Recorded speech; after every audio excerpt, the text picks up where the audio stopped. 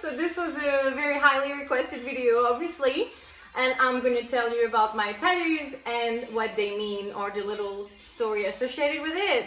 Obviously always gets a little spiritual when you talk about this, so if that's not for you, just move along.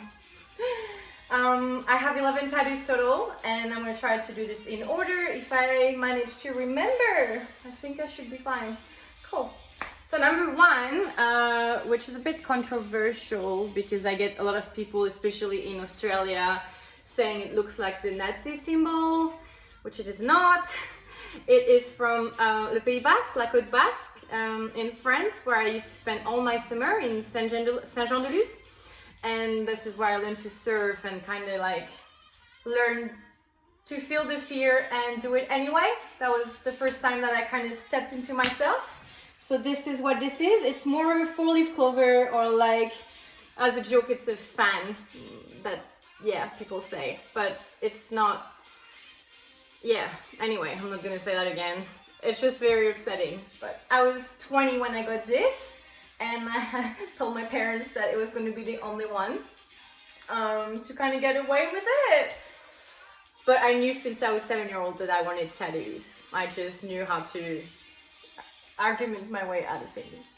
Anyhow, 2 years later, I'm 22.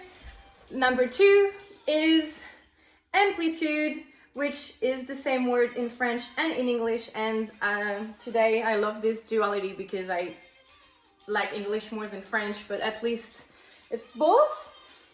This is usually used in geometry. It means the extent of where you can go, and for me it's a reminder of what you've been through, what you've accomplished, and where you still have to go, basically. Kind of reminds me of the ocean. And yeah, I was at university and we were kind of all doing like what's your favorite word kind of conversation, and everyone was finding like those fancy long words and stuff, and I don't know why this kind of popped up in my head, and I think this was the first time that kind of my witch intuition played. So I was like, yeah, cool, let's do this. Yeah, really happy with that one. Number 3 is the palm tree here. In 2016, my best friend invited me to his dad's house in the Caribbean, on Martinique. And I spent 2 weeks there for Christmas. It's island, obviously, and it kind of, yeah, showed me that I love the island music, I love the island vibes, the culture, everything, and it's just the first time that I knew I was going to move to Australia. And I moved, yeah, I think 9 months later, something like that, so that was nice. Then it took a little bit because I moved to Australia, so I think it was about a year later or something, and I did this one. Let me try here. How does that work? Yeah, which are the moon phases with waves. I actually saw this on a yogi that I bought the ebook from when I got into yoga, which is Jessica Oli, and I didn't want to copy her. So I just kind of got inspired from her tattoo, and I added waves on mine, and I think it's the other fruit or something, I'm not too sure, but yeah. So everyone that follows me knows how obsessed I am with the moon and astrology, and I love how the moon, yeah, and the tides are connected, and we're all very changeable, depend like her, and yeah, it kind of explains itself, let's be honest. And then let's go 2 years later, a year and a half later, maybe, something like that. Number 5, sorry. May your soul be stubborn and your spirit fierce. It's a quote that I found in a book called Light is a New Black, that kind of changed my life when I first moved to Australia and started working on myself. I always knew I wanted something close to my heart, that defined who I am and who I want to show up as. And yeah, when I read it, it was kind of like, cool, this is it, let's get it done. The next one is a bit more cheeky, no pun intended. It has less of a meaning is what I meant. The poppy right here, which is my only colored one, it's a poppy flower, in case my accent is not practical, coquelicot. It's the only, I don't really like flowers, it's the only flower that if you pick it up, it kind of dies the same day, so you have to let it be and appreciate it from afar. And I just kind of really like that metaphor for life a little.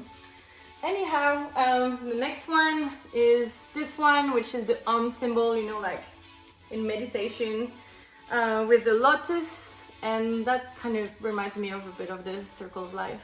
But yeah, I just found that pretty. I did this spontaneously the day that I was getting tattooed. I didn't know I was gonna get that. It's just, yeah, a reminder of who I was becoming and all the work that I was doing on myself. And yeah, it's just a part of me now. I love it. Moving on to number 8, which is flowing.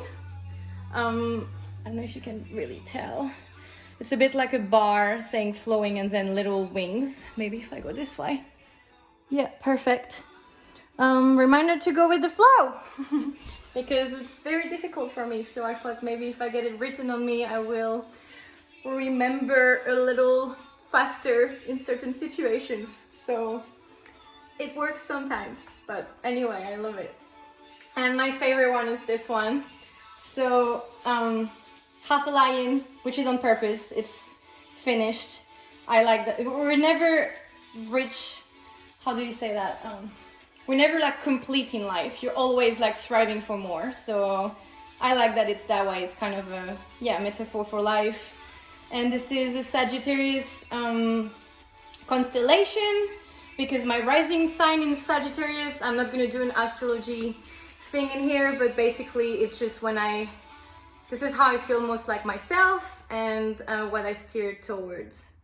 So yeah, I just kind of felt right to do that. And the lion is a reminder of resilience, strength, courage, all of that. So I like that.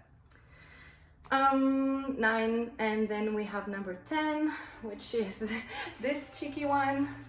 If you can tell, it's a rugby ball with little wings and a halo, just to make it kind of fun and saying cheeky, I guess, for me. It's a bit of a symbol appreciation of where I come from. I've been raised around the rugby values. My dad used to play, my brother used to play. I worked in the rugby clubs and I was one of the boys. I really wanted to be one of the boys anyway, and be part of that community vibe that they had that I could never find with girls, which I finally found with girls, by the way. But yeah, I just needed to have that as a little souvenir. And number 11, this one, let me put this down a little bit, cool.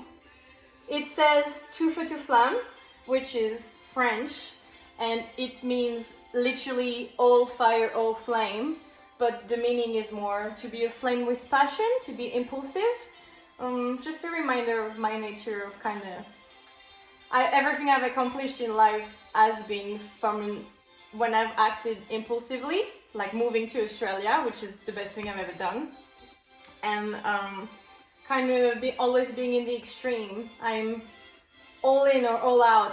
I can't be halfway something. So yeah, and it's also a bit of a reunited with my culture, my being French, because when I moved to Australia, I was angry and I didn't want to be around French people. I didn't want to say that I was French, and yeah, I went a long way since then. So I did want to have this on me as a symbol, I guess.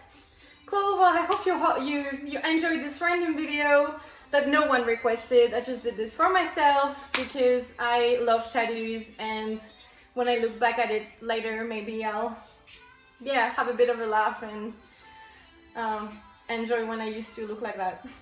Cool. Hope you have a good day, guys.